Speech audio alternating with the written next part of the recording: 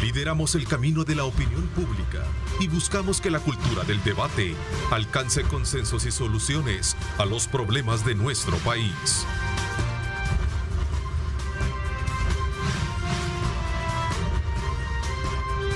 Diálogo con Ernesto López.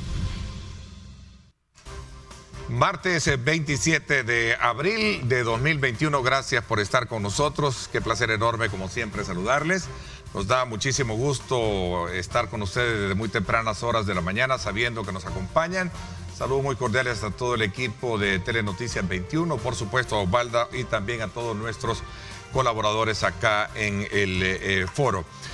Esta mañana, tal y como lo dije hace unos minutos, vamos a hacer un balance del trabajo ejecutado por Fomilenio. Hemos conocido una serie de proyectos que han venido de alguna manera a ejercer un efecto positivo dentro de la dinámica social y económica de nuestro país. Esta mañana quiero darle la más cordial bienvenida al director residente de país de la Corporación Reto del Milenio, el señor Preston Winter. Gracias por acompañarnos, bienvenido. Muchas gracias, un gusto estar aquí. Gracias. También a su director ejecutivo del Fomilenio, el doctor William Preites. William, bienvenido, gracias por acompañarnos. Gracias, Ernesto, por la invitación. Bueno, sin duda alguna, quizás voy a comenzar destacando la recién inauguración del tramo que corresponde al sector de Comalapa hacia Zacatecoluca, una importante vía donde se pone de manifiesto toda la inversión y el aporte que a través de Fomilenio se ha hecho, ¿cierto?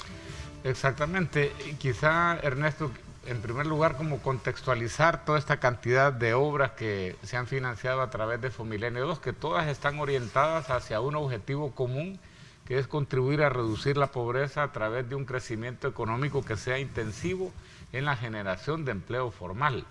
Porque de fondo, quizá el principal problema socioeconómico de El Salvador es que no se están generando ni siquiera la cuarta parte de los empleos que se necesitan en función de cuál es el incremento de la población económicamente activa.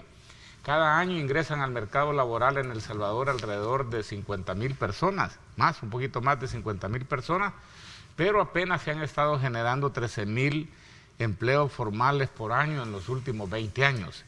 Entonces, por supuesto, pues que eso es una tragedia, llamémosle así, porque obviamente induce a muchas personas a tratar de buscar oportunidades afuera. Y entonces la única manera de poder contrarrestar ese tipo de flujos migratorios es generando un crecimiento económico intensivo de la generación de mano de obra. Para eso, un elemento fundamental es aprovechar quizá las dos ventajas competitivas más importantes que tiene El Salvador. Por un lado, ser parte de una región que tiene una posición geográfica privilegiada para poder convertirse en un centro productivo y logístico de importancia mundial, y por otro lado, una población reconocida por su emprendimiento y laboriosidad. Entonces, sin embargo, el día de ayer inclusive vi un evento del Banco Mundial donde se destacaba la alta incidencia que tiene en Centroamérica los costos, por ejemplo, de transporte y logística. O sea, movilizarse en Centroamérica no solo a nivel de personas, sino que a nivel, sobre todo, de transporte de carga, es sumamente caro y sumamente lento. La velocidad promedio de un medio de transporte en Centroamérica es de apenas 17 kilómetros por hora, cuando si tuviéramos un mejor esquema de integración y una mejor infraestructura vial y fronteriza, podríamos alcanzar promedios de 70, 80 kilómetros por hora. Y por otro lado, transportar una tonelada de carga cuesta aproximadamente 17 centavos, ¿verdad?, por kilómetro, cuando prácticamente en Estados Unidos es de solamente 2 centavos. Entonces, intervenciones como esta están orientadas en esa dirección, ¿verdad? Haber ampliado a 4 carriles estos 27 kilómetros de carretera, uno ya nota definitivamente la diferencia. Y eso está siendo complementado con las inversiones que se están haciendo en 2 recintos fronterizos, el de Anguiatú y el de Lamatillo, porque a veces, aunque uno pueda acelerar la velocidad sobre las vías, sobre las carreteras, ese tiempo se puede perder en los recintos fronterizos, ¿verdad? Bueno, ayer mencionaban también en el evento, ahí estaba el director de la CIECA y hacía referencia a veces a los kilómetros, por ejemplo, de filas que se hacen con medios de transporte que están esperando para la realización de trámites. Ese debería ser una alta prioridad, no solamente para El Salvador, sino que para el resto de países centroamericanos para mejorar su competitividad internacional. O sea, hay elementos que sí justifican inversiones de esa naturaleza. Sí, sí, por supuesto, y creemos nosotros que, bueno, a veces las obras grandes no se ve como tan alejado a la población común, ¿no? Pero creemos nosotros que debe tener el base para crecimiento económico que es necesario en términos de obras, de eficiencia del transporte y todo ese tipo de cosas. Incluso con las obras creemos miles de trabajos durante este convenio, con Convenio 2, y creemos que también ha apoyado esa inversión directamente a la población en las diferentes comunidades. Toda obra genera empleo, sin duda alguna, ¿no? En el caso y regresando un poco al tema en particular de este tramo de la carretera del litoral, todos esos trabajadores forman parte, digamos, las personas de la zona se ven beneficiadas siendo contratadas por las empresas para trabajar en esas. De hecho, quizá una de las peculiaridades de este tipo de proyectos financiados por la Corporación Reto del Milenio es que en realidad se busca que ese impacto económico que se genere de alguna manera beneficie también a las comunidades locales. Para eso hay actividades complementarias, como por ejemplo se han desarrollado programas de capacitación de jóvenes y de mujeres para poder trabajar en los proyectos que se están financiando. Nosotros no podemos establecerles como obligación de decir, miren, contraten a tales o a tales personas, pero sí básicamente establecemos como parámetros, ¿verdad?, que serían como deseables en términos de porcentajes mínimos de población joven o de mujeres, por ejemplo, que participan en estas obras. Adicionalmente, dentro de los parámetros, dentro de las normativas, está también, por ejemplo, que todas las personas que habitaban, por ejemplo, en los derechos de vía, entonces al final de la obra queden en una situación igual o mejor a como estaban antes de iniciar la obra, y eso ha permitido, por ejemplo, que alrededor de unas 80 familias hayan sido reasentadas en viviendas dignas, ¿verdad? Adicionalmente se ha trabajado mucho en la parte ambiental con los bosques de galería, inclusive pues con una diversidad de proyectos colaterales que se han discutido con el Fondo Ambiental de El Salvador, a efecto, como decía, pues de que el impacto neto termina siendo positivo, no solamente en materia ambiental, sino que también en materia social. A ver, hay una pregunta práctica en este tema del ejemplo que estamos poniendo sobre la mesa, que es el caso de esta carretera. ¿Por qué no se hizo el trazo hasta el sector de Usulután, sabiendo de que es una arteria, como tú dices, importante, vital, para poder considerar que el tema logístico es una de las prioridades para poder colocar económicamente y productivamente al país en otra dimensión? De hecho, llamémosle, cuando el gobierno de El Salvador solicitó este tramo, era porque había la expectativa que con un préstamo iban a financiar los dos tramos siguientes. Sacate Usulután. A Usulután y después de Usulután hasta el Delirio. El Delirio. Exactamente. Entonces, pero bueno, quizá aquí lo importante en primer lugar es que al tener este primer tramo, de alguna manera pues ya se tiene evidencia de cómo realmente se acelera, en este caso pues, o sea, la velocidad, y por otro lado se reducen los costos de transporte. Sí, y escogimos ese tramo también porque era el tramo más transitado en ese momento que todo lo demás dentro del litoral, pero también, bueno, obviamente está cerca del aeropuerto, también tiene otros vínculos muy importantes, entonces fuimos viendo todos los tramos y en ese momento sí, eso era, y sigue siendo lo más transitado. Y es que lo que ocurre es que, vaya, no es lo mismo, por ejemplo, financiar un tramo con un préstamo que financiarlo con una donación. Cuando se financia con una donación y concretamente con fondos de la Corporación Reto del Milenio, es importante que ese tramo garantice el logro de una tasa interna de retorno económico de 12.5%. O sea que, en otras palabras, a veces inversiones de esta naturaleza tienen beneficios de más largo plazo, pero en este caso precisamente pues exige que los beneficios sean lo más inmediatos posibles y por supuesto pues que la cercanía con el aeropuerto hacía que el retorno, llamémoslo así, de este tipo de inversión sea mucho más rápido que de los otros dos tramos. Este es un segundo desembolso, ¿verdad? Que tenemos un segundo Fomilenio, como bien lo sitúa. ¿Cuándo concluye? Estamos... Bueno, en realidad nosotros debimos de haber concluido a finales del año pasado, pero como... se generó todo ese problema en la Asamblea Legislativa. No, y la pandemia, o sea, el tema de la pandemia. La pandemia ¿no? nos paró más de 4 meses, ¿verdad? Adicionalmente. Pero lo vino a coronar esta polémica en la Asamblea Legislativa. Entonces eso nos ha generado pues situaciones extraordinarias. La buena noticia, creo yo, es que en medio de todas estas dificultades, por ejemplo, cuando terminó lo que se le llamaba la fecha de finalización del convenio, nosotros teníamos aproximadamente un 94% de los recursos de la donación desembolsados. Solo nos quedaba pendiente un 6%, que es el que supuestamente íbamos a perder, ¿verdad? Porque esa es la normativa, que todo lo que no se gasta en los 5 años de duración de un convenio se pierde. ¿Cómo se llama? El Fomilenio 2 tenía como una peculiaridad que los recursos de contrapartida del gobierno eran relativamente importantes y por eso podíamos continuar aún después de la fecha de finalización del convenio, pero la buena noticia pues es que a partir de gestiones que se hicieron, ¿verdad?, con el acompañamiento del presidente de la República y Fomilenio, pues se hizo una gestión para ver si era posible obtener un reembolso de los recursos que no se gastaron.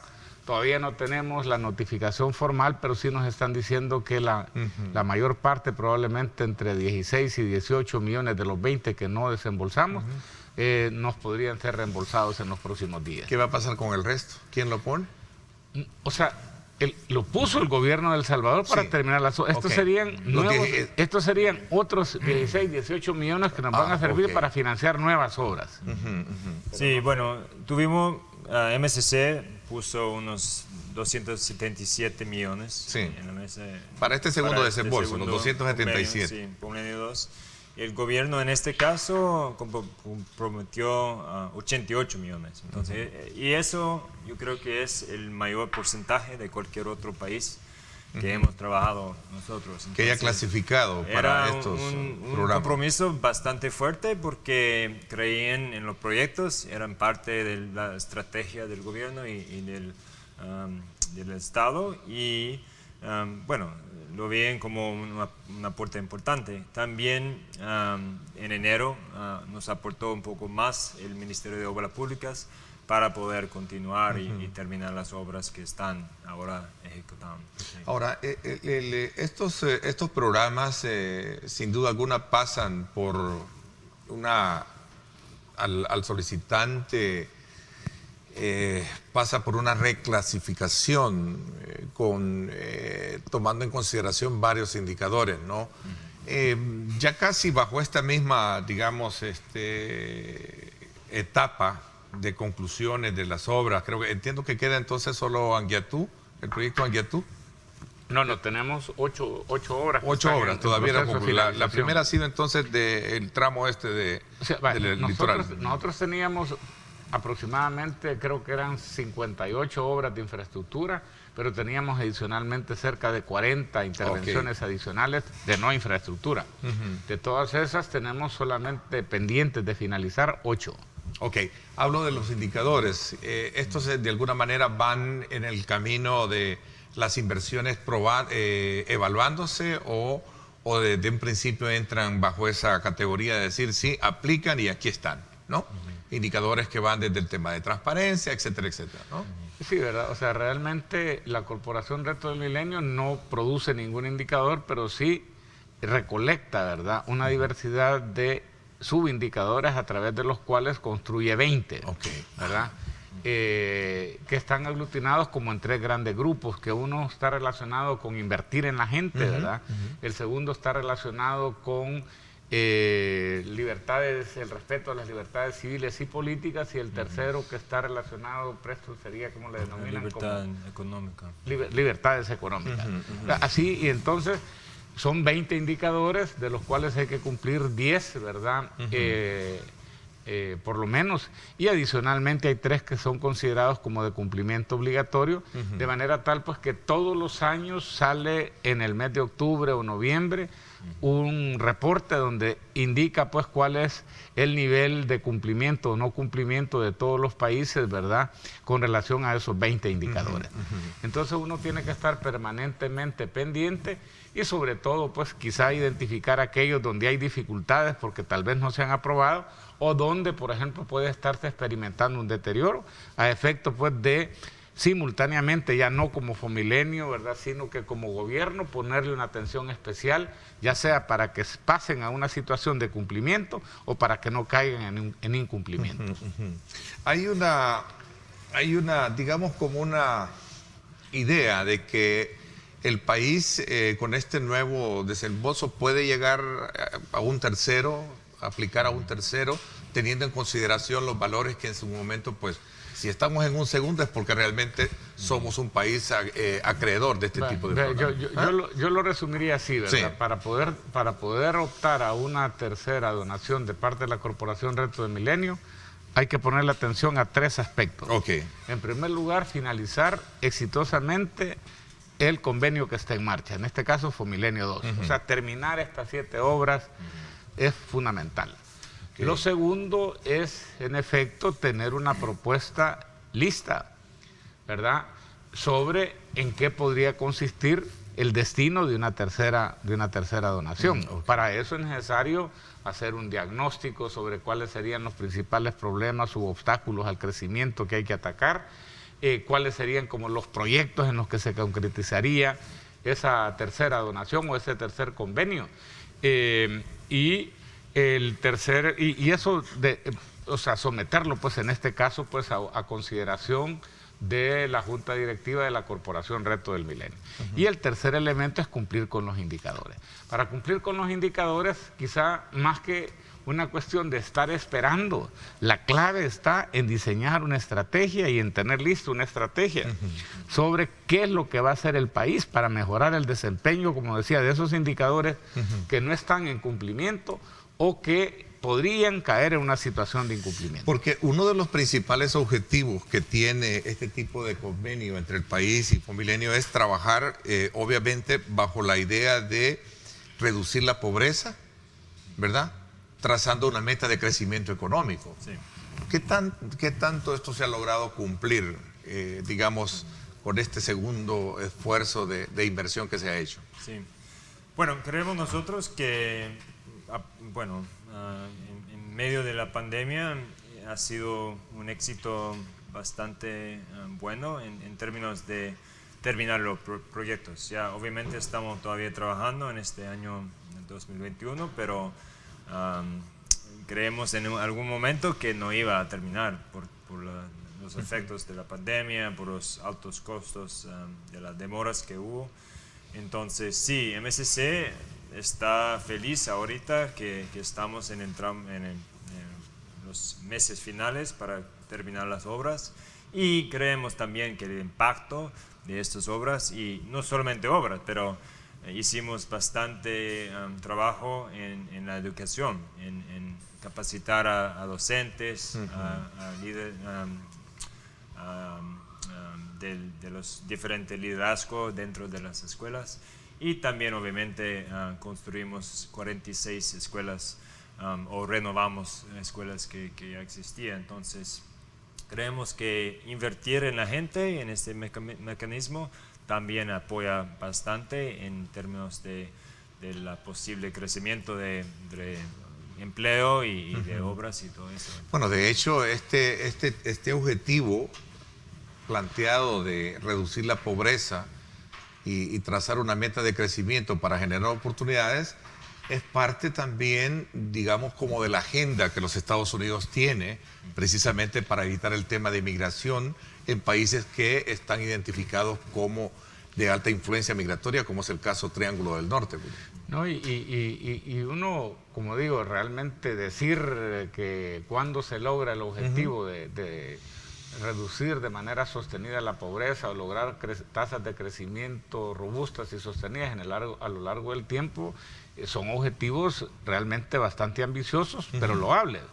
Entonces, aquí con un programa de esta naturaleza, uno lo que va identificando, aparte de tener certeza de que las inversiones que se están haciendo van a tener un impacto considerable, probablemente en otros casos es también dejar algunas prácticas que pueden ser importantes.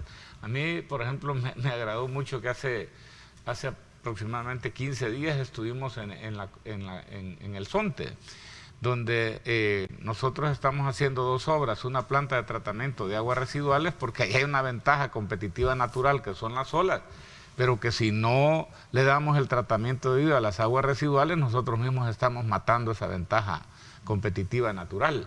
Pero había otro problema severo, y es que prácticamente los niveles de, llamémosle así, de concertación entre los empresarios, las comunidades y las entidades gubernamentales o los gobiernos locales eran relativamente bajas. Estamos hablando de mega obras, perdón que te interrumpa, solo por viendo las imágenes para poner en contexto, realmente son obras fuertes. Exactamente, y aquí, ¿verdad? Aparte de la obra, yo diría que un elemento importante, Ernesto, es que no solamente van a quedar las obras, sino que va a quedar un mecanismo de sostenibilidad. Ahí se han constituido, por ejemplo, empresas mixtas con representación de las alcaldías, de los empresarios de la zona y de las comunidades locales, quienes son los responsables, por ejemplo, de establecer el sistema de tarifas que se van a aplicar, que serían diferenciados, a efecto de asegurarse pues que esas obras sean mantenidas oportunamente, pues para que duren lo más que se pueda.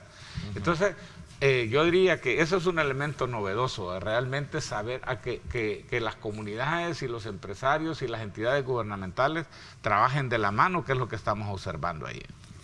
Sí, bueno, solamente otra cosa que sabemos nosotros que unos 365 millones no se va a cambiar todo. Claro. Obviamente es un monto importante, pero Suma. Sí. Y entonces por eso dentro de este Fomenio 2 hemos buscado también mecanismos y sostenibilidad para los proyectos para que siguen atrayendo inversiones, no solamente extranjeras, pero también locales, que se puede generar más empleo, porque sin inversión privada no se va a generar el empleo necesario para ese tipo de crecimiento y reducción de pobreza. Entonces, hemos buscado también dentro de la apuesta por inversiones, que también es este proyecto del Zonte, un mecanismo de atraer inversión y al mismo tiempo proveer bienes públicos, por ejemplo, agua limpia, digamos, agua potable, que se pueda generar más oportunidades. También tenemos el ejemplo de la Organización de Mejora Regulatoria, que también creo que es un mecanismo nuevo del gobierno que se permite identificar trámites y diferentes procesos gubernamentales que se generan costos altos o mucho, digamos, dificultad en hacer negocios. Entonces, y se ha logrado, digamos, como consolidar esa visión que se tenía de ser un facilitador y no un entrampador de proyectos a través de esta oficina, porque este fue uno de los objetivos. Ese es un trabajo permanente, Ernesto. O sea, sí, prácticamente lo que la experiencia internacional dice, ¿verdad?, es que los países tienen como una tendencia a generar una suerte como de laberinto de regulaciones y de trámites que terminan entorpeciendo la actividad productiva, y que uno puede haber avanzado un gran montón, ¿verdad? Pero si de repente deja de ponerle atención, entonces el laberinto comienza nuevamente a activarse. Y quería justamente también complementarlo de esta cuestión de lo que se está haciendo a veces a nivel local. Por ejemplo, nosotros, las inversiones que estamos haciendo en los sistemas de agua potable y de tratamiento de aguas residuales en el Zonte es de aproximadamente unos $5 millones. Pero cuando nosotros contabilizamos cuánta inversión privada ha habido desde que nosotros iniciamos esos proyectos hasta ahora, ya más o menos anda cerca de los $20 millones, lo cual quiere decir que por cada dólar que nosotros hemos invertido, se están generando $5 dólares de inversión privada. $4 de inversión privada. Entonces, eso es básicamente lo que se anda buscando, que se multipliquen las inversiones. O sea, como decía Preston, $365 millones dentro de un país que tiene un presupuesto de alrededor de $5.000 millones por año, no es mucho, pero por lo menos el punto importante es poder identificar esas buenas prácticas que se puedan, en este caso, pues, escalar, ¿verdad?, al nivel nacional, a efecto, pues, de que realmente el país encuentre ese camino que anda buscando, ¿verdad?, de poderle ofrecer empleo digno a toda la población. Bueno, y que haciendo una radiografía de país, vamos a encontrar en cada esquina las grandes necesidades que tenemos, ¿no? Sí, exactamente, y creemos que, bueno, siempre queremos compartir las lecciones y aprendizaje que tenemos de este proyecto, y creemos que también hay oportunidades para otros programas o para incluso el gobierno para aprovechar de estas lecciones, de tomar ese tipo de apoyo o de buscar inversiones así y tener una estrategia. Yo creo que lo importante es tener una estrategia para saber sí, hacia dónde estamos y hacia dónde queremos ir. Sí, es sumamente importante, y creo que este momento especialmente es uno en cuanto, bueno, Estados Unidos está experimentando este flujo de inmigrantes de diferentes países, no, bueno, un poco menos aquí de El Salvador, pero igual queremos nosotros invertir en el país y queremos aprovechar de una relación fuerte con los países para... Ese tema migratorio que sin duda alguna hilvanando, porque es parte de un fenómeno social que hemos tenido por muchos años, donde el tema de la falta de oportunidades, falta de empleo ha sido desde luego una de las principales causas que generan el tema de la migración. Hemos logrado reducir, de acuerdo a las últimas indagaciones que se han hecho, este fenómeno, ¿no?, de la migración. ¿Cuáles han sido las causas, de acuerdo a ese análisis que, bueno, en particular que tú y este servidor hemos tenido a lo largo de los años estudiando el tema de la economía en el país, la incidencia social y aspectos que determinan precisamente el grado de crecimiento productivo y de generación de empleo, William? Bueno, hay que decir, ¿verdad?, que en primer lugar los riesgos de la migración se han intensificado sustancialmente en los últimos años. O sea, no es lo mismo, por ejemplo, querer migrar ahora que como se hacía 30, 40 años atrás. Entonces, ahora es una empresa extremadamente peligrosa. Los riesgos, por ejemplo, que se es una aventura evidentemente peligrosa. Exactamente. Sí. El crimen organizado, pues prácticamente está presente a lo largo del trayecto. También hay las políticas migratorias en Estados Unidos ahora son más estrictas, ¿verdad? Y por eso es de que yo siento que realmente el país debe de ponerle atención a lo que yo le llamo ponerle fin a una suerte de modelo perverso, pues, porque realmente estar cifrando de alguna manera el bienestar económico de un país en que la gente se esté yendo, definitivamente pues que no calza con ningún concepto de desarrollo. O sea, se parte que la principal riqueza de una nación está en su gente, y si la principal riqueza de una nación está en su gente, la clave está en saberla aprovechar productivamente. Los 3 millones que están en Estados Unidos generan ingresos equivalentes a $80.000 millones ya, ¿verdad?, en Estados Unidos, es decir, 3 veces más que el Producto Interno Bruto salvadoreño que generamos los 6 millones que residimos acá. Ese es el gran desafío. ¿Listo, Víctor? Sí, yo estoy totalmente de acuerdo, y creo que es un momento sumamente importante construir aquí más oportunidades del empleo, de inversiones y aporte directamente también a la gente, que creemos que con educación, con herramientas necesarias, se puede generar oportunidades aquí para la población. Y quizá lo bueno, ¿verdad?, es que en este caso en el gobierno de Estados Unidos, no solamente en MSC, como consecuencia de la relevancia que ahora tiene el tema migratorio, podemos encontrar un socio precisamente pues para poder diseñar una estrategia conjunta. Sabemos que además de los programas de la Corporación Reto del Milenio, existe pues un plan para la prosperidad del Triángulo Norte. Podemos pensar inclusive inclusive en algo que es importante, por ejemplo, es en la producción de bienes públicos regionales. Yo decía, miren, para que Centroamérica aproveche esa ventaja competitiva natural derivada de la posición geográfica, además de invertir más en la gente, es crucial, por ejemplo, acercar a Panamá. ¿Y cómo se acerca El Salvador a Panamá?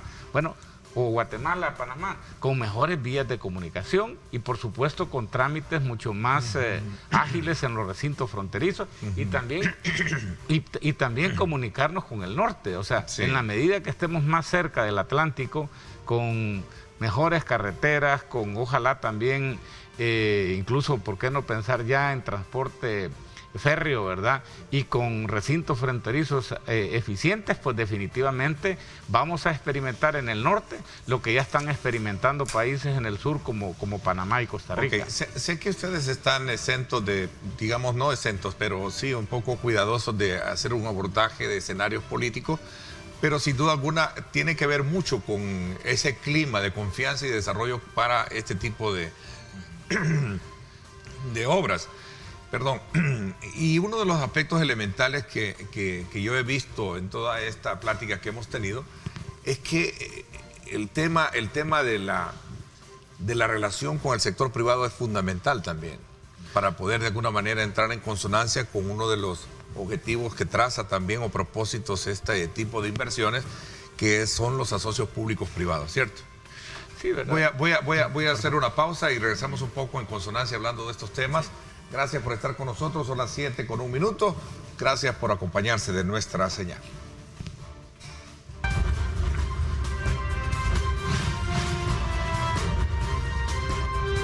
Diálogo con Ernesto López.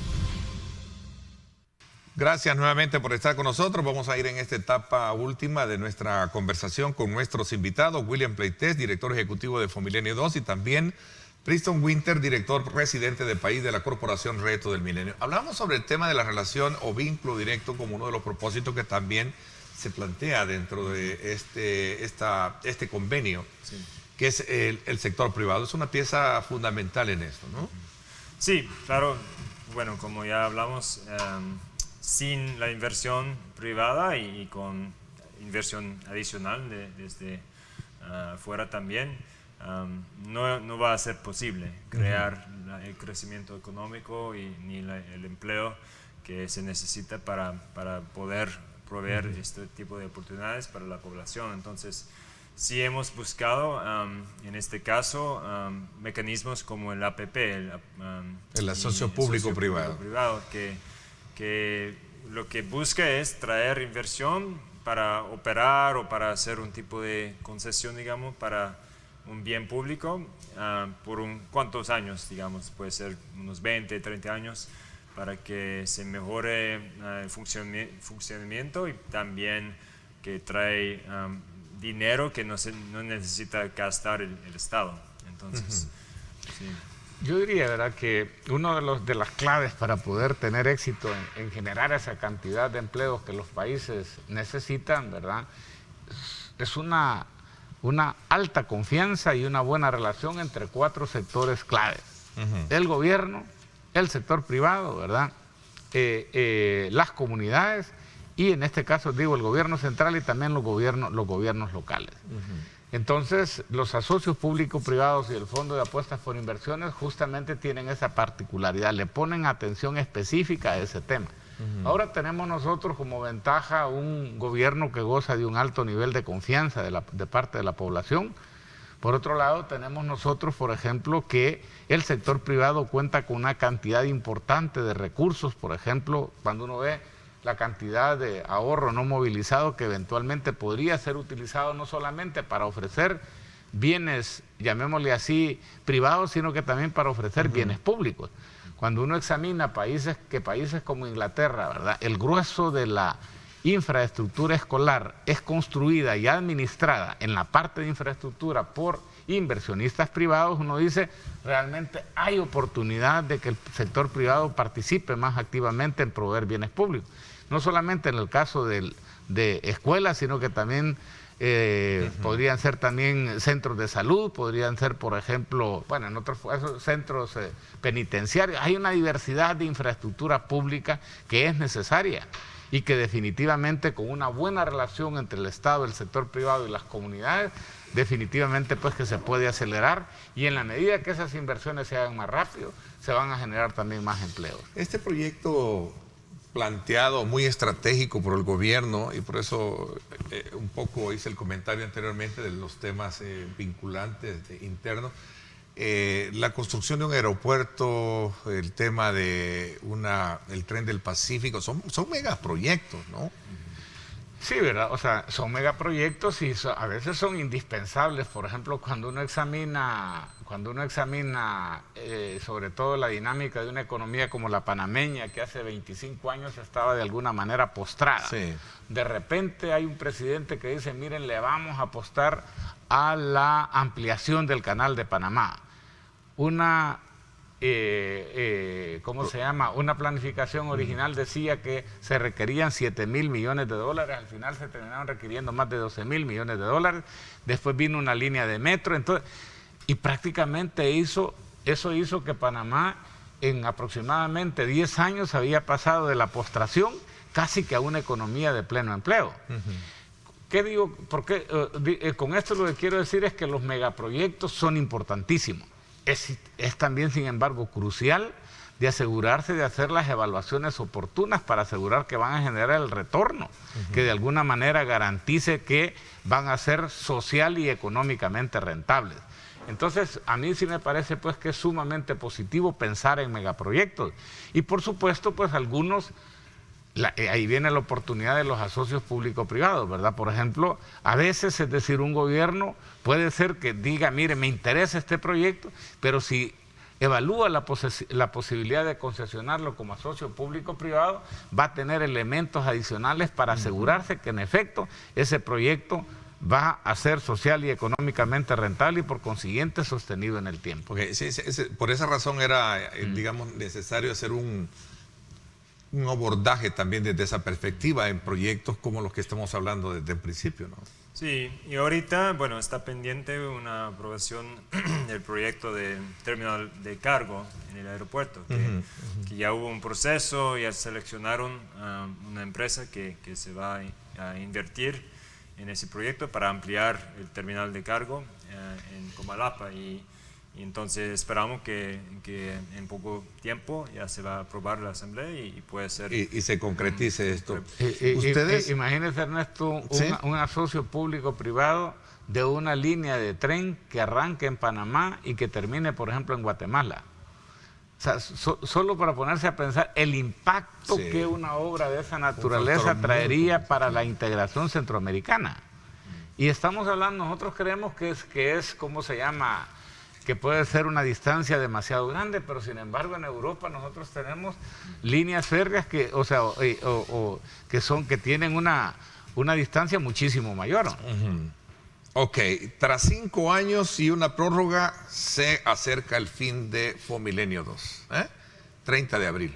Pero tú se hablaba de una autónoma, ¿no? Sí, bueno, cuéntenos un poquito en este ya momento para ir concluyendo en encontramos en la etapa final de ejecución, pero bueno, siempre inició con la pandemia, la demora y los problemas que tuvimos, pero al final MSC siempre busca el éxito del proyecto. Entonces hemos extendido aún más hasta finales de junio este periodo de cierre, lo llamamos, que es un periodo para terminar los proyectos. A partir de julio ya está gestionando y aprobó una nueva entidad que se llama Entidad del Milenio, que también se puede llevar cualquier proyecto que continúe después de esa fecha. Entonces ya tenemos un plan de continuidad para que la gente... Y esto fue gracias a la aprobación también de la ampliación que hizo la Asamblea, ¿no? O sea, la Asamblea Legislativa ya aprobó el decreto justamente para la transformación de Fomilenio 2 en la Entidad del Milenio. Preston está haciendo referencia a que en efecto unilateralmente y como un acto de buena voluntad la Corporación Reto del Milenio extendió la fecha que le llamamos de cierre del 7 de enero hasta el 30 de abril. Sin embargo, la semana anterior, sabiendo que ya hay un proyecto aprobado en la Asamblea Legislativa y que solo está esperando la sanción del presidente, también ha tenido pues otro nuevo buen gesto de extender por 2 meses más la fecha de cierre, sobre todo para posibilitar los procesos administrativos de transición, llamémosle así, de cuentas y todo de una entidad a otra. Para dejar casi todo en orden y partiendo de una cosa, o sea, en realidad como consecuencia del apoyo del gobierno a través del Ministerio de Obras Públicas de esos, 35 millones de dólares adicionales que no estaban contemplados a los 15 que estaban pendientes de la contrapartida. Entonces, ahora resulta pues que vamos a poder hacer inclusive quizá un poquito de más obras de las que originalmente habíamos previsto. En primer lugar, tenemos ahí, por ejemplo, que el Ministerio de Obras Públicas nos dijo, bueno, mire, sobre todo tomando en cuenta que teníamos como 15 millones de dólares que originalmente creíamos que no se iban a desembolsar y se desembolsaron, con eso básicamente se está financiando ya 2 obras, una en marcha y otra que está a punto de arrancar. Uno es el paso a desnivel en la zona del Pato Canales, ¿verdad? Para la conexión en la carretera del litoral y que no se interrumpa el tráfico con la carretera al aeropuerto, y otro paso a desnivel similar ahí en lo que sería la conexión de la calle que viene de Quesaltepeque hacia el bypass Claudia Lars, ¿verdad? Y que de nuevo no se interrumpe el tráfico entre Santa Ana y San Salvador. Pero después vamos a tener también esta devolución, y al tener esta devolución sí tenemos que conversar, bueno, de hecho lo tenemos que hacer muy pronto, precisamente para ver cuáles serían esas obras adicionales que se podrían financiar en un tiempo relativamente prudencial. Este de Claudia Lara, este paso de nivel sobre la carretera Santa Ana y Opico que conecta, sería prácticamente la corona para resolver el gran problema de tráfico que se tiene ahí, ¿verdad? Sin menospreciar también la complejidad que tiene el tema de los chorros y el viaducto que es otro pisto, pero regresando a una obra que ya está casi por concluir, que creo que va a ser de vital ayuda, que es el Claudia Lar, pero se necesita de ese paso de nivel para que no haya interrupción. ¿Esto ya está aprobado? Perdona, ¿está aprobado ese paso de nivel todavía? Sí, ¿no? ya está, o sea, ya está aprobado. Está en etapa final ya de diseño y estamos próximos pues a la colocación de lo que se llama la primera piedra para iniciar la construcción. El paso a desnivel de lo que sería. Exactamente. Pero además, ¿verdad? El ministro de Obras Públicas está considerando que una parte de estos recursos que vendrían de la devolución podrían ser utilizados para ampliar a 4 carriles, porque ese bulevar Claudia Larza hasta ahora fue diseñado para 2 carriles. Para 2 carriles. Entonces, sin embargo, los estudios que ellos han hecho de tráfico, sobre todo hacia futuro, les indican pues que podría tener o sea, que podría ser tan fuerte que probablemente rápido se llegaría a la necesidad de tener 4 carriles. Son 11 kilómetros, los 11 kilómetros como tal. Bueno, realmente entonces se quedan 2 meses más a partir de la... Como Fomilenio. Como Fomilenio. Y la autónoma quedaría vigente. Quedaría exactamente de ahí hasta terminar las obras. Hasta terminar las obras. ¿De cuánto tiempo hablamos? Bueno, ahí hay un elemento importante. Yo siempre he planteado, pues, y sobre todo de una manera muy clara, como para tampoco generar ninguna situación de conflicto de interés, de decir, pues, que yo sí creería que es conveniente, ¿verdad?, que el gobierno evalúe la posibilidad de seguir utilizando una entidad con la Corporación Reto del Milenio para poder ejecutar proyectos de infraestructura. Yo digo, miren, y cuando digo sin conflicto de interés, porque definitivamente yo creo que el gobierno tiene todo el derecho de buscar sus funcionarios, ¿verdad?, para poder dirigir este tipo de instituciones, pero lo importante es que con la entidad del Milenio el gobierno podría heredar 2 cosas. En primer lugar, gente ya con una experiencia muy fuerte en administración, en diseño, contratación y administración de proyectos, ¿verdad? Y por otro lado, con una normativa que sin duda alguna es mucho más eficaz para poder ejecutar obras de infraestructura. O sea, porque es una normativa que prácticamente está siendo actualizada permanentemente y que sobre todo en el caso de grandes obras ofrece oportunidades grandes para que no se vayan a quedar atascadas pues en el proceso de construcción. Tras la ausencia de una oficina como tal que se desmanteló tras haberse desmantelado el Ministerio de Planificación, ¿te recuerdas? Ahora, en el país podría ser una instancia que podría ser, digamos... Ahora, esta instancia más que orientada a planificar, es una instancia especializada a ejecutar. Ok. El tiempo se me fue, quiero agradecerles el que me hayan acompañado. Gracias, Priston, por haberme acompañado acá en el programa. Muchas gracias. Sí. Gracias también a ti, William, te agradezco. No, gracias, Ernesto. ¿no? Y siempre la verdad que es un gusto estar aquí contigo. Sí, muy oportuno conocer desde luego trabajos como el que han venido desarrollando y que de alguna manera pues tienen un impacto económico y social muy importante en nuestro país. Muchísimas gracias. Voy a la pausa. Cuando regresemos, el ministro de Seguridad nos comenta cómo está el tema de la seguridad pública en nuestro país. Vamos a hablar de muchos temas importantes. No me cambie.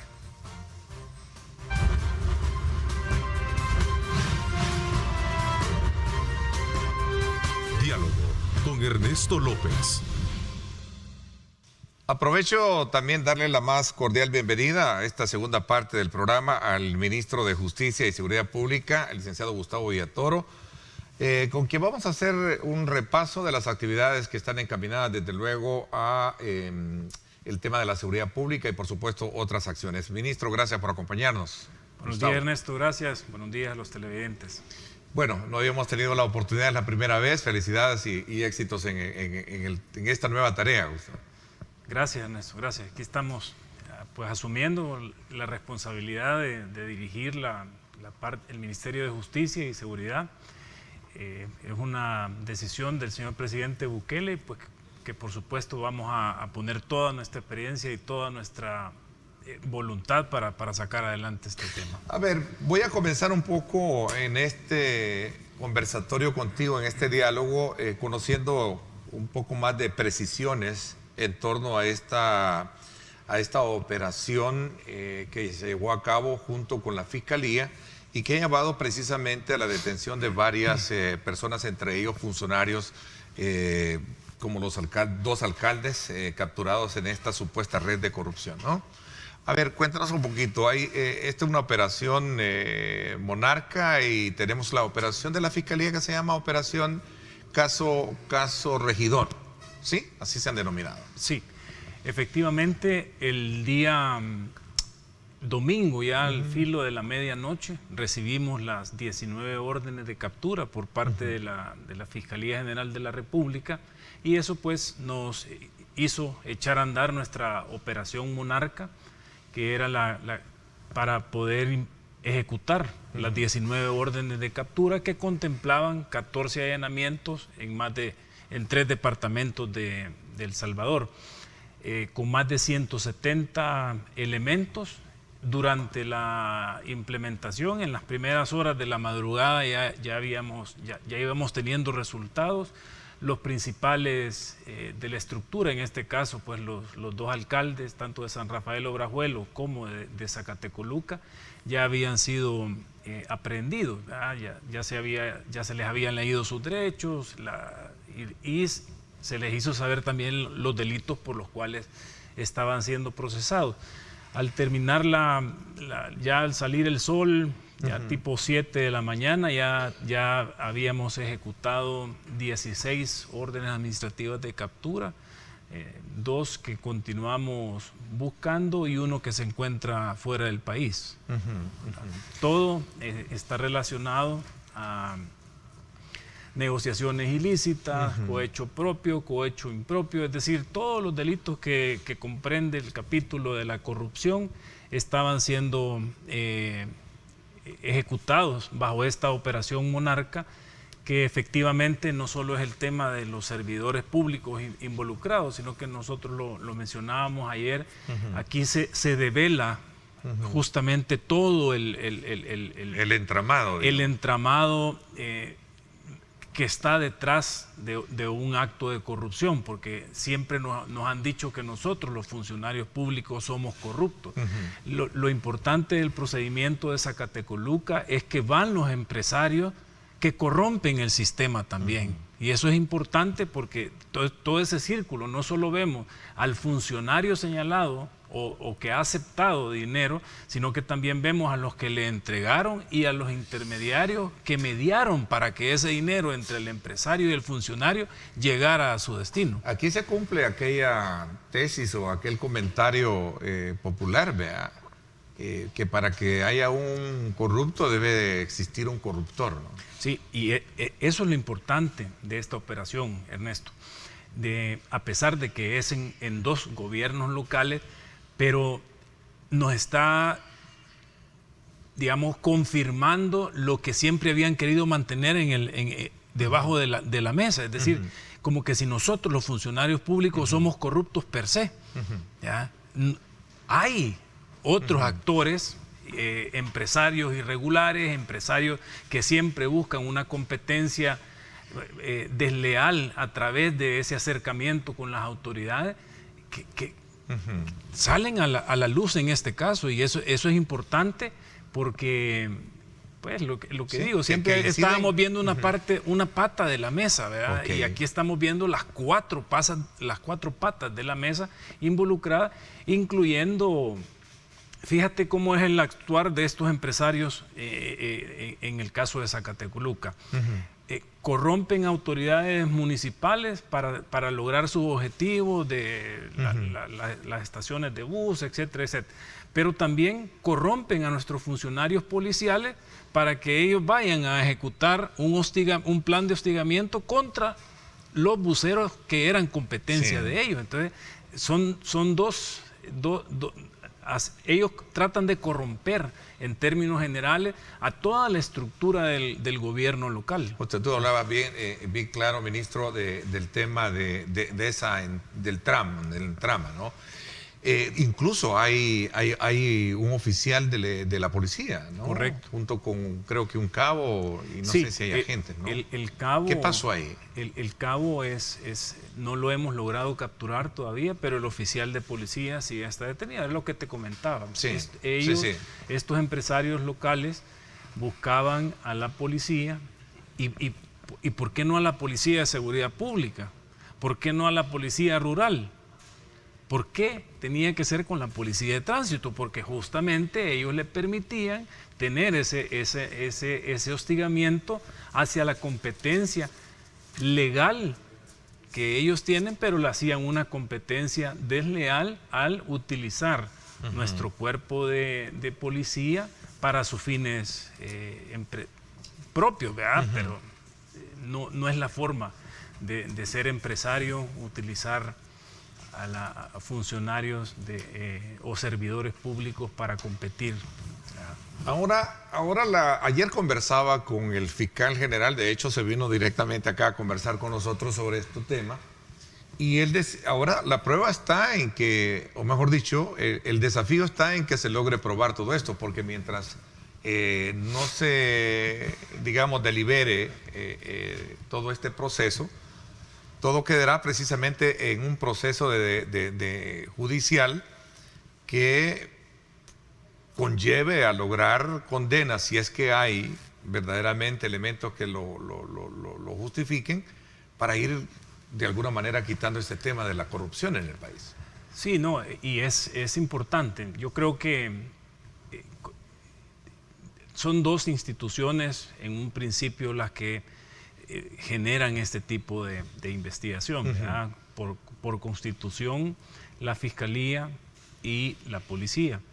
En este caso específico hemos venido trabajando de la mano desde el comienzo, utilizando diferentes técnicas de investigación, análisis, cruces de datos, vigilancia, seguimientos para documentar reuniones, etcétera, etcétera. Es decir, dudo mucho que el caso no esté bien trabajado. Considero que tenemos todos los elementos. Naturalmente, nosotros debemos de someter todo esto a control jurisdiccional. A eso iba, que es una cadena digamos, de pruebas en la que se tienen que presentar pruebas para poder de alguna manera llegar a concretar esto, pues, porque al final, si estamos hablando, porque ayer hacía un análisis pertinente en mi programa de radio, en la cual se hablaba de que aquí hay un factor que en algún momento deja un poco a la discrecionalidad, que es el tema de manejo de fondos en las alcaldías, que es el tema del FODES.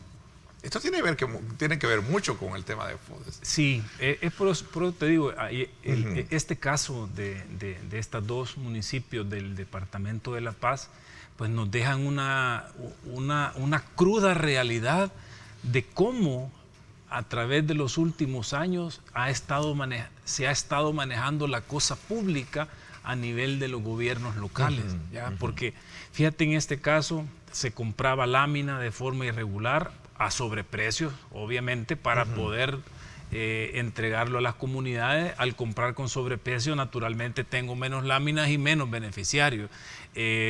A las empresas de exdiputados les asignaban la construcción de pasarelas, de paradas de buses, de tramos de carretera, naturalmente también con sobreprecio, y eso hacía que la obra municipal fuera siempre en detrimento de nuestras comunidades.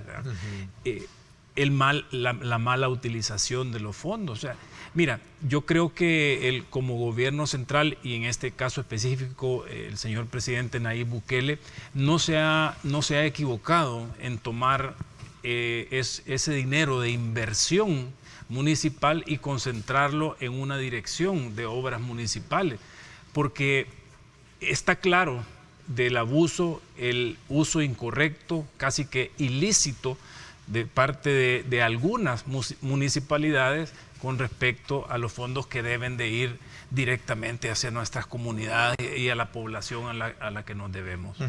Y esto pasa también por irnos a examinar otro escenario que tal vez no es el específico, digamos, en función de la investidura que lo acredita, ministro, pero estamos hablando también del tema de la Contraloría, ¿verdad? Como falla, ¿sí? El tema de la Contraloría, que es otro de los factores que todavía se queda, digamos, mermado a la hora de hacer una puntualidad para saber, bueno, ¿y por qué? ¿Qué pasa con todos estos temas de la Contraloría Pública, pues, en la Corte de Cuentas de la República, ¿verdad? Sí, es que es justamente esa ausencia. Ellos controlaban también y me refiero a ellos, los partidos políticos que ahora ya van de salida. Ellos controlaban la Contraloría, es decir, todo ese entramado que permitía a estos gobiernos locales trabajar con esa descarada impunidad, solo se logra cuando usted está claro que su contralor no le va a señalar nada. Es decir, el caso de verdad, Ernesto y población, es bastante emblemático. No quiere decir que sea la única o las únicas dos alcaldías que estaban haciendo las cosas mal. Sabemos y estamos apoyando investigaciones de otras alcaldías, pero creo que esto es un mensaje importante para todos los servidores, para todos los que tomamos el reto de ser servidores públicos. Siempre hay un día de mañana, ¿verdad? Y en este gobierno nosotros actos de corrupción no vamos a tolerar de nadie. Estoy obligado a preguntarles sobre una investigación periodística del periódico El Faro de su antecesor. ¿Es cierto esta investigación en la cual se señalan algunos aspectos o vicios de esa naturaleza con el anterior ministro? Fíjate que respecto a esa de esa publicación, porque no es una investigación, nosotros no podemos contestar sobre ese tipo de supuestos. En este país creo yo que este tipo de periodismo, es bien fácil decir que esto era un documento del OIE, que no sé qué, que no sé cuánto. Yo creo que no son documentos oficiales, no podemos pronunciarnos al respecto. Lo que sí es lo normal, lo que estamos hablando. Todos nosotros estamos sujetos al escrutinio. ¿verdad? Y nosotros vamos a accionar contra quien corresponda accionar. Esto es así de claro. Entonces no hay esa investigación. No. Okay. No. Voy a hacer una pausa, ministro. Cuando regresemos, usted hablaba el día de ayer que no vamos a tolerar, y me lo acaba de reiterar, no vamos a tolerar actos de corrupción de ninguna comuna ni de nadie del gobierno central. Usted lo decía textualmente, lo publicamos, lo vimos en varios medios. El tema de la relación con la Fiscalía, Policía Nacional Civil, de alguna manera no dejó de estar, digamos, afectada recientemente. Ayer el fiscal general me decía de que han logrado de nuevo empatibilizar y coordinar aspectos que tienen que ver en función de lo que se había hecho en la madrugada. ¿Cuál es ese nivel de confianza que ya se tiene y de coordinación para lograr, digamos, desmontar todas esas estructuras delictivas que en el país existen? Voy a hacer una pausa y hablamos de esto cuando regresemos. Son las 7:24 minutos, 7:34 minutos. Regresamos.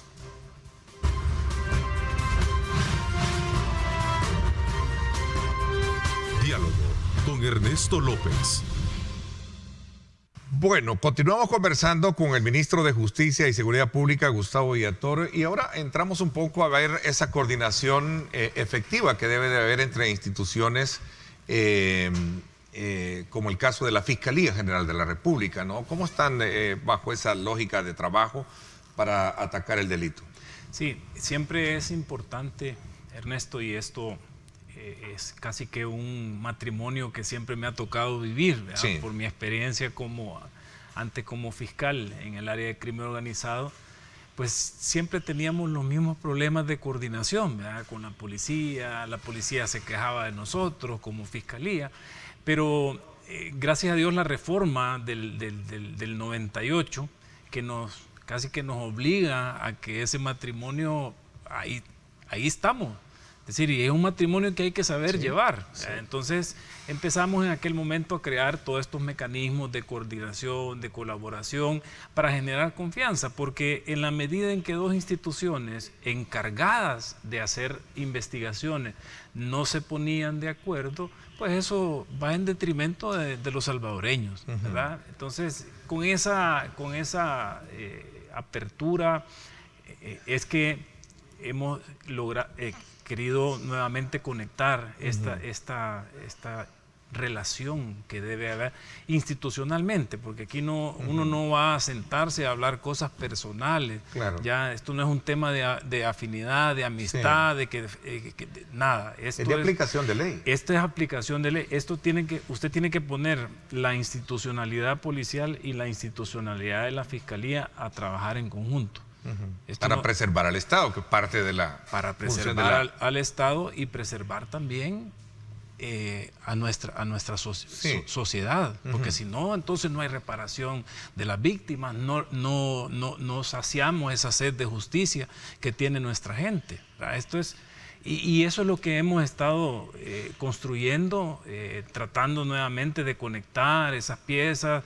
Nuestros oficiales de investigación van a reunirse, hemos mejorado la coordinación entre las oficinas regionales, subregionales, con la parte de investigación, pero precisamente por eso, Ernesto, es un matrimonio. En todo matrimonio tenemos hay diferencias, y siempre es el diálogo y las oportunidades las que debemos de explotar, porque tenemos un fin ulterior mucho más grande que deja el tema de que si sí o no, que vos aquí. ¿Hay vos una allá. buena ruta de trabajo con el actual fiscal? Pues es lo que comento, Moisés. Nosotros estamos enfocados en que las instituciones, entiéndase, Fiscalía y Policía, trabajen. ¿Ya? Que tengamos los mecanismos de coordinación efectivos para que podamos reparar esa sed de justicia que hay en muchas de las personas en este país. ¿Ya? Y que también podamos sacar de la calle a todo este montón de malhechores o grupos irregulares que andan poniendo en zozobra nuestra... Es interesante. Y ese fin es mucho más grande que cualquier otra cosa. Ok, en consonancia de lo que hemos hablado del combate a la corrupción, también está el tema de la violencia delincuencial, ¿no? Claro. Esto, como ustedes saben, pues este gobierno ha implementado con éxito el Plan Control Territorial, y eso... requiere, y a través de estos 2 años hemos venido haciendo cambios para mejorar la eficiencia de los roles de servicio, del control sobre las diferentes áreas de territorio, medidas penitenciarias porque recuerda que las prisiones estaban casi que hipotecadas a los grupos irregulares y ellos eran los que mandaban. Hacía falta un principio de autoridad dentro de las prisiones, que todo es el concepto del plan control territorial también lleva esa parte, sin olvidar, por supuesto, la parte de reconstrucción del tejido social, que no es más que llevar estos centros integrales a los jóvenes, pero además acercar los servicios de gobierno a las comunidades, mejorar las escuelas, mejorar las unidades de salud, invertir en servicios básicos, que es parte de las cosas que se van a hacer también desde esta dirección de obras municipales, porque tú vas en nuestras áreas rurales, algunos cantones que son cercanos muchas veces a los municipios principales de las cabeceras departamentales y no cuentan con servicios básicos. Es decir, las aguas negras casi que van de un solo a la tierra, a las calles de tierra. Entonces, yo creo que la ausencia del Estado y del gobierno en esas comunidades es la que ha generado y ha sido como el caldo de cultivo para que estos grupos ha sido permisible para que estos actos se cometan. Para que estos actos se cometan, pero ya tú sabes que tuvimos un bloqueo para los fondos de la fase 2 y la fase 3.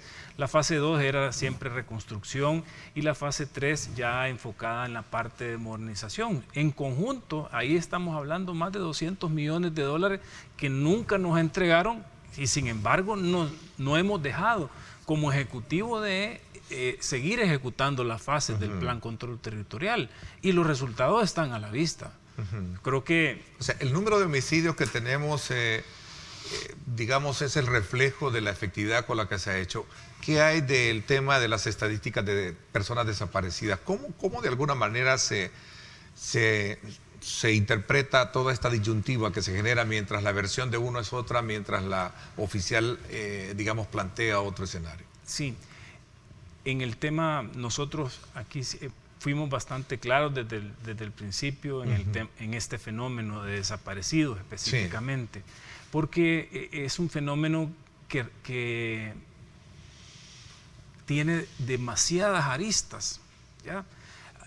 Hay desapariciones que están relacionadas con la actividad de grupos irregulares, hay otras que están relacionadas con temas de familia, hay otras que están relacionadas con temas incluso personales, de deudas, etcétera, etcétera. Porque yo...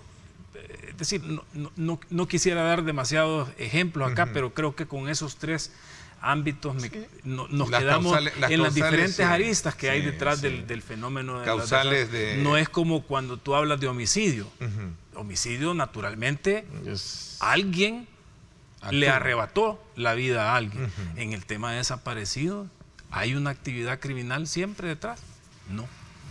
Y ese es parte del problema que tenemos entre diferentes autoridades, empezar a ponernos de acuerdo, porque la Fiscalía puede tener un dato de desaparecidos y si es mayor al que tiene la policía, a ti te conviene reflejar el de la Fiscalía, porque generamos esa incertidumbre o esa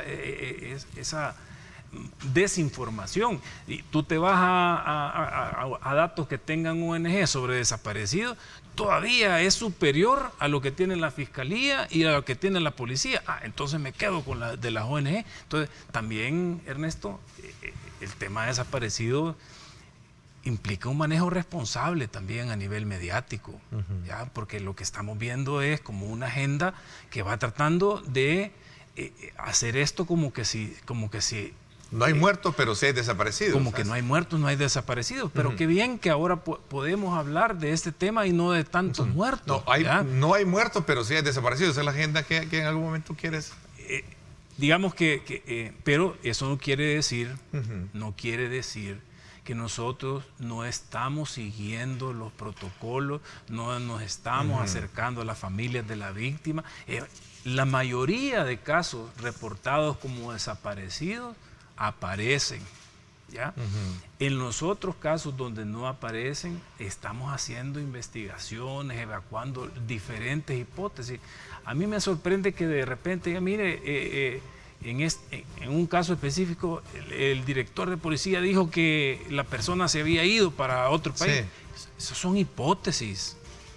Ya, no podemos decir que nosotros estábamos haciendo una investigación y que nuestra única hipótesis era que había salido del país. Preguntamos porque era natural preguntar sobre ese tema, ¿verdad? Entonces, estamos tratando también de mantener informadas a las víctimas. Y aquí otra vez, Moisés, ya cuando hay un tema criminal o se sospecha de que detrás de una desaparición hay un tema criminal, pues ya empiezan las dos instituciones que hemos venido conversando a trabajar en conjunto, porque ya no solo es responsabilidad de uno, sino que ya aquí es donde ese matrimonio empieza a funcionar y debemos de generarle los insumos para que podamos resolver los casos. Por ejemplo, el caso de Cojutepeque con la señora, ¿cómo se llama? El caso de Cojutepeque, ¿no? Sí, Flor. Sí, con el caso de Flor, de Cojutepeque. ¿Qué alcances tiene toda la investigación sin entrar en pormenores, sin duda alguna, porque hasta este momento no se tiene nada en concreto sobre su paradero? Sí, ese caso es lo que te comentaba. Estamos haciendo investigaciones, y digo investigaciones porque cada línea o cada hipótesis requiere una investigación para ir generando el descarte e irnos quedando con la línea más fuerte, ¿verdad? Que eso es lo que se busca en estos casos, precisamente porque son técnicas, así lo manda también el protocolo, ¿no? Los protocolos, y estamos generando y en constante comunicación con la Fiscalía para ir evacuando las diferentes hipótesis que tenemos, pero no hemos dejado de trabajar en este caso. Ernesto, yo creo que más adelante, cuando el caso se resuelva y ya el expediente sea público, si así lo define ya el fiscal y los jueces, pues se van a dar cuenta de la enorme trabajo detrás de esa que se ha hecho para hacer la investigación. Sí. Voy a hacer una pausa, ministro. ¿Y esto de crear un sistema nacional de desaparecidos, le parece correcto esto que se planteaba en la Asamblea Legislativa? Que se llevó a hacer una recomendación, entiendo, al final, no creo que así terminó, ¿no? No sé. Sí, es lo que te digo, o sea, en el tema de homicidios tenemos una mesa tripartita, ¿verdad? Sí, okay. En esto también tiene que haber una concurrencia de varias instituciones precisamente para enfrentar el fenómeno. Eso no quiere decir que cada una de las instituciones, en el caso de policía, en el caso de fiscalía, por ejemplo, tenemos protocolos de actuación ante este tipo de denuncias. Entonces, lo que vamos buscando con el tiempo es que estos protocolos sean equivalentes o similares entre las instituciones para que todos podamos actuar en una sola línea. Voy a hacer una pausa, la última, y regresamos todavía con más temas de importancia con el ministro de Justicia y Seguridad Pública. Regresamos.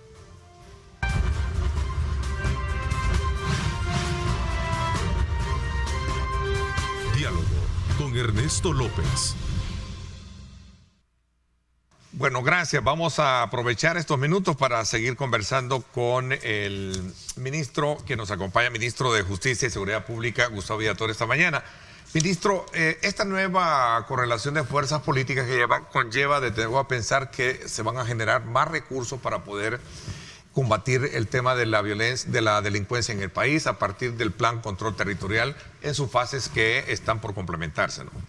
Sí, esto ya lo comentaba Ernesto, lo que nos mantuvieron y nunca nos aprobaron de la fase 2, que eran como 90 millones, más los 109 millones de modernización, que era el componente de la fase 3, pues naturalmente van a ser fondos que vamos a tener ya con esta nueva Asamblea Legislativa, donde no dudo que vamos a tener todo el apoyo, el respaldo para poder tener este financiamiento y poder hacer esas inversiones estratégicas dentro de las comunidades como parte de la reconstrucción del tejido social, y los 109 millones que van enfocados a estos dos pilares, ¿verdad? El ejército y la policía, y cómo mejoramos el tema de uniformes, el tema de equipamiento. Estamos hablando de chalecos, estamos hablando de mejorar las condiciones donde nuestros elementos policiales realizan sus funciones, hablando específicamente de puestos, subdelegaciones, delegaciones. Ya ves cómo hemos venido con dentro del plan control territorial, también pasamos por una dignificación y un reconocimiento económico que se le entregó a los agentes de policía, también se le entregó al ejército, pero en esa línea de dignificación de nuestro servicio también está contemplado todo el tema de uniformes, el tema de equipo adecuado, el tema de puestos, subdelegaciones, delegaciones, y ya nosotros como ministerio, en conjunto con la policía, ya nos va a corresponder modernizar toda nuestra policía. Ya esto pasa por hacer una integración de bases de datos, analítica, poner las capas de machine learning, inteligencia artificial al servicio del mismo cuerpo policial, pero también de nuestra ciudadanía. Y por supuesto la movilidad. Es curioso que nosotros todavía estamos en la era del radio, por ejemplo, del radiocomunicación, ¿ya?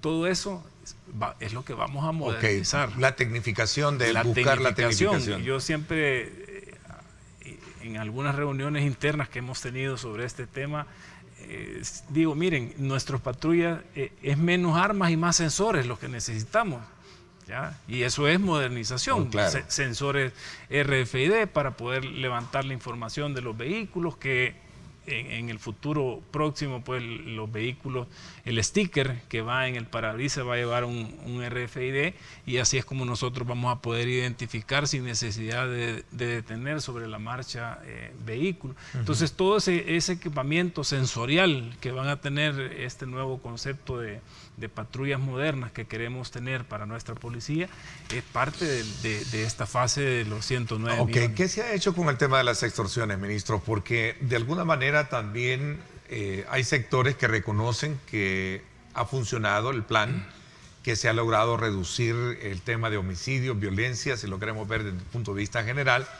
Queda un poco en el tintero el tema de las desapariciones, como lo hemos hablado, pero también el tema de las extorsiones, como que sí hay un secreto a voces que estas continúan. Sí, vea, el tema de las extorsiones, claro que continúan, pero tampoco podemos dejar de reconocer la disminución que en este tipo de delitos se han tenido, y nada menos de ayer para ahora en la madrugada, corrimos la operación Barrio, donde se detuvieron ya también algunos extorsionistas. Es decir, este trabajo en contra de las extorsiones no para, Ernesto. Aquí también, aunado a la reducción que ya tenemos, pues nosotros ya como ministerio, en conjunto con policía, estamos ya trabajando en algunas reformas que van encaminadas a neutralizar o elevar el costo para que el crimen se cometa con tanta facilidad y con tanta impunidad detrás de un teléfono móvil, ¿ya?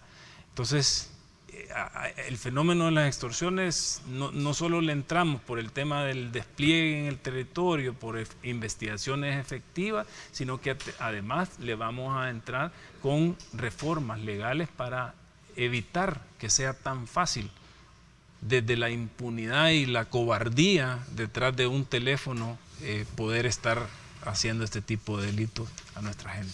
Uno de los matutinos este día, por cierto, hace una publicación frente a el combate también del tema del narcotráfico y habla del tráfico de drogas que se mueve en el país y identifica zonas del oriente del país, específicamente la Unión, como punto de ingreso.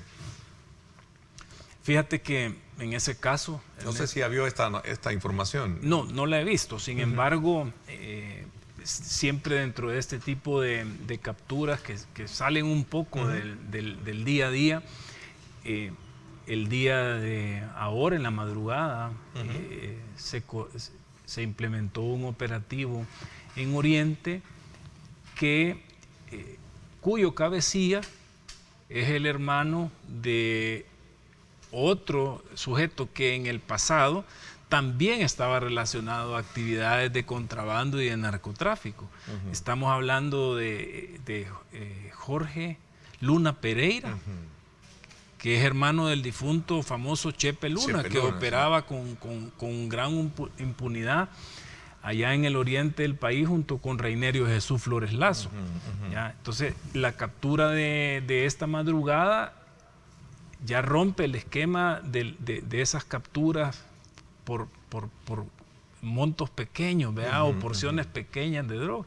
Aquí ya es una investigación un poco más amplia, pero llegamos a la estructura de arriba, ¿verdad? Y según las investigaciones, estos han movido más de 18 millones de drogas de Honduras para El Salvador, ¿verdad? Entonces, sí estamos también siendo responsables con este tipo de investigaciones que ya no solo es impactar en el día a día cotidiano, ¿verdad? de nuestras capturas, sino que ya aquí le elevamos como 3 grados el nivel y nos vamos enfocando en aquellos que son los que realmente están generando y corrompiendo nuestras juventudes en el movimiento del narcomenudeo, pero ellos son los responsables porque sí son los que están trayendo las grandes cantidades de droga al país. En términos concretos, ¿satisfecho con estos primeros meses de trabajo y hacia dónde se apuesta esa visión de combatir el delito en el país? Sí, Ernesto, bastante satisfecho. Hay bastantes oportunidades de seguir haciendo las cosas bien, bastante conforme con la profesionalización que ha venido mostrando nuestra policía. Tenemos, digamos, como que viento a favor para poder impulsar todos estos cambios de modernización, apostarle a investigaciones más sólidas para evitar que estos sujetos, llegando a los tribunales, pues recuperen la libertad. Naturalmente, nuestra apuesta va a ser todos aquellos delitos que generan un alto impacto dentro de nuestra sociedad, y esto pasa por el tema de homicidios, crímenes contra menores, etcétera. Pero vamos a seguir trabajando.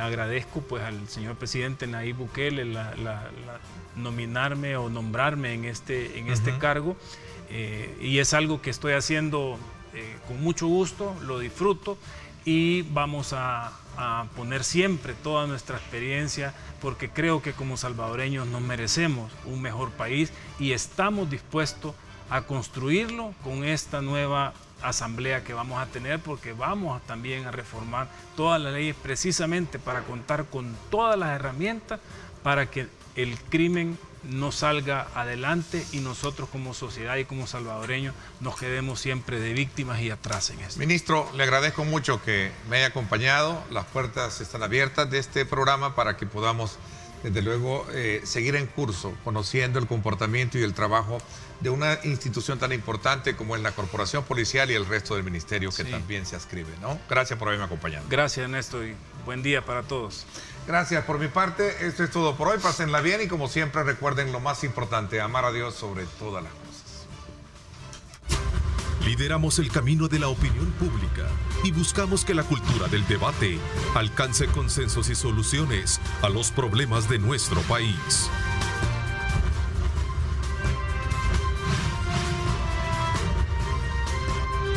Diálogo con Ernesto López.